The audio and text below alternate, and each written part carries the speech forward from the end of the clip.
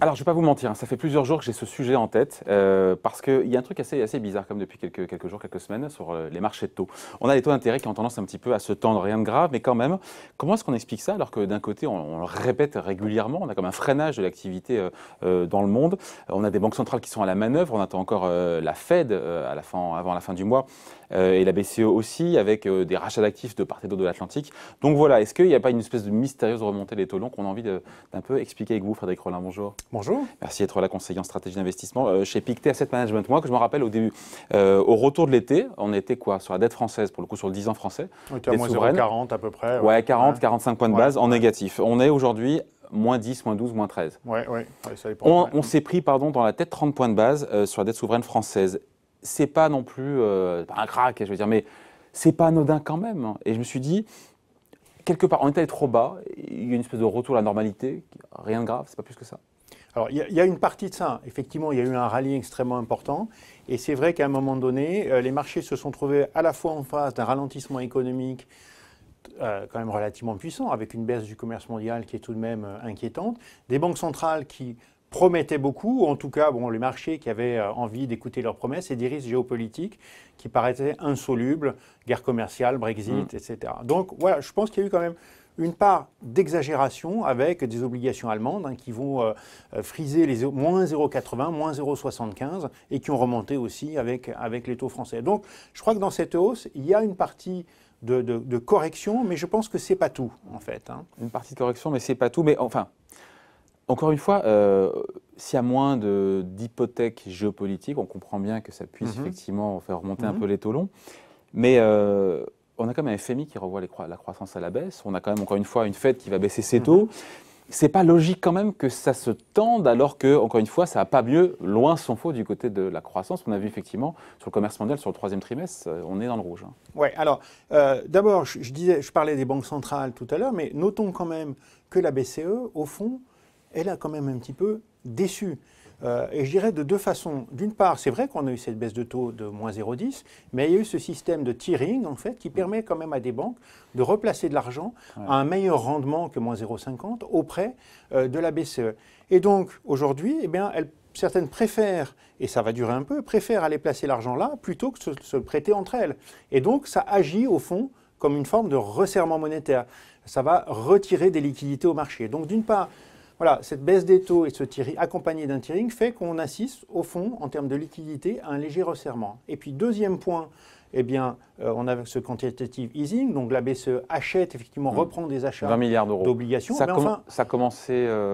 Ça va commencer. Mais on attendait 40, certains analystes disaient 60. Et on n'a eu que 20. Et on n'a eu que 20. 20 milliards d'euros par mois. Voilà, et c'est quand même à peu près moitié moins que les attentes. Et puis en plus, on entend beaucoup aujourd'hui des personnes très importantes, des économistes très importants de la BCE qui finalement nous disent oui, mais on n'est plus très sûr que la politique monétaire de la BCE soit aussi favorable. Ce quantitative easing atteint ses limites tout simplement parce qu'on va aussi, il n'y aura plus assez d'obligations à acheter et on ne veut pas remonter, on ne veut pas changer les règles.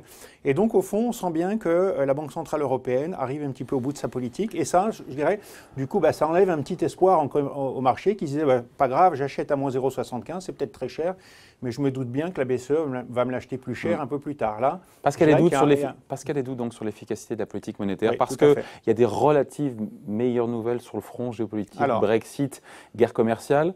C'est ce qui explique tout ça, mis bout à bout. Oui, exactement. Oui. Cette légère remontée des taux souverains. Alors, c'est aujourd'hui, on a 0,30, 0,40, c'est léger, mais ça commence à être un peu matériel sur de hausse de taux, sur les taux. 30 à 40 points de base. Ouais, 30 à 40 points de base. Ouais. Voilà.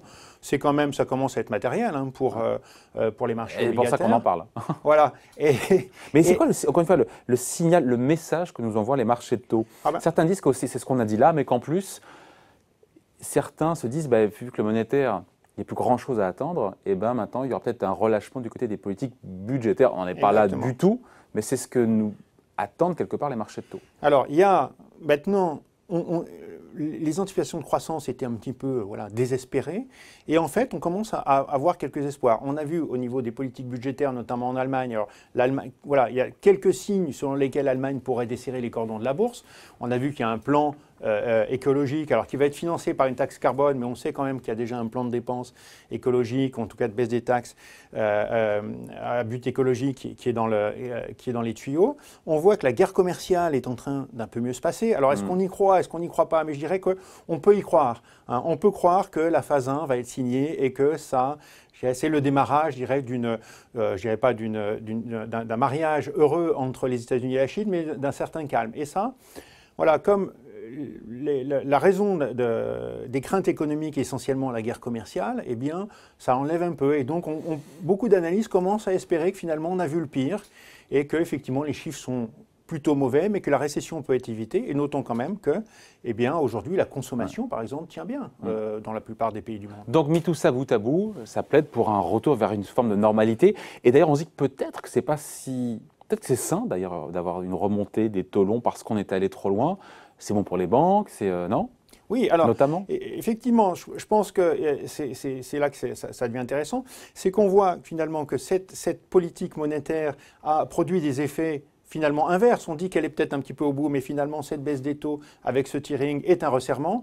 Et ce quantitative easing, finalement, a pour conséquence de faire remonter aussi les taux longs, ce qui est paradoxal, mais ce qui montre bien, en fait, qu'il y a d'autres choses qu'il faut regarder, et notamment la santé des banques. Et on a des banques en Europe qui sont d'abord... qui ont un contexte assez difficile, puisqu'il faut, elles sont aujourd'hui trop nombreuses en fait, hein, donc il y a une concurrence extrêmement forte entre elles, et puis en plus elles souffrent bien de ces taux qui sont beaucoup trop bas, et de l'incapacité qu'elles ont à faire une transformation de la courbe, c'est-à-dire emprunter bas pour prêter un petit peu plus cher, ce qui fait que leur rentabilité aujourd'hui est en baisse, et ça... Mais donc paradoxalement, ça serait une bonne nouvelle que les taux longs remontent? Pas trop vite, mais... Alors, les taux longs remontent parce qu'il y a des bonnes nouvelles, je dirais, d'une certaine façon. Enfin, de moins mauvaises nouvelles. Voilà, de moins mauvaises nouvelles, disons plutôt ça. Il y a l'espoir de bonnes nouvelles. Et la question, c'est est-ce que ça va finalement, à quel moment ça va empêcher les marchés actions de monter? C'est-à-dire que tant que les marchés actions tiennent bien, on peut se dire, ben voilà, les taux peuvent remonter un petit peu. Bon, après tout, c'est l'arrivée d'espoir d'une économie un petit peu meilleure. Si on voit que les marchés actions commencent à souffrir, parce qu'ils disent attention quand même, il y a une des raisons des rallyes qu'on a eues, c'est que les taux étaient bas, et maintenant ils ne sont plus très très bas. Alors là, effectivement, on pourra dire, on enlève un carburant et ça pourra arrêter la hausse des taux. Mais nous, ce qu'on se dit, c'est que tant que finalement on est dans un petit peu un meilleur optimisme, ce n'est pas forcément très haussier pour les actions. Parce qu'après tout, il y a les taux qui remontent et qui enlèvent de l'attrait aux actions par rapport aux obligations.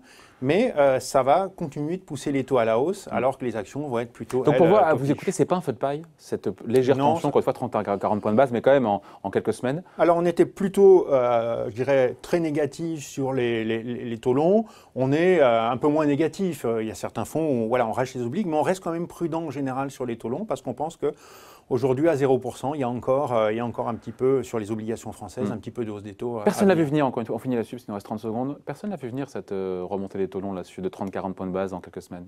Alors, c'était pas l'agenda quand même. Ça n'a pas été un thème de marché. Ça n'a pas été un thème de marché. Et c'est vrai que, et ceux qui l'ont vu venir, parfois, l'ont vu venir un petit peu trop tôt. Ça fait longtemps qu'ils voient venir la hausse des taux. Ça fait 4 ans que je dis Vous voyez, j'avais raison. Donc, mais voilà, voir exactement le moment où les taux vont commencer à monter, c'est extrêmement difficile. Donc on est sur un point d'inflexion, selon vous? Pour nous, on est sur les taux, sur un point d'inflexion. Mais attention, les taux, on reste quand même, nous, dans l'idée que la croissance ralentit, que l'inflation n'arrive pas, que les banques centrales vont quand même être là. Donc c'est une correction qui peut continuer encore, mais pas de crack obligataire, après tout, tant qu'il n'y a pas d'inflation. Et tant que quand même les banques centrales, même si elles ne peuvent plus faire grand-chose, font quand même un peu. Voilà, merci pour cette explication. Signé Frédéric Rollin, donc conseiller en stratégie d'investissement chez Pictet Asset Management. Merci beaucoup. Merci.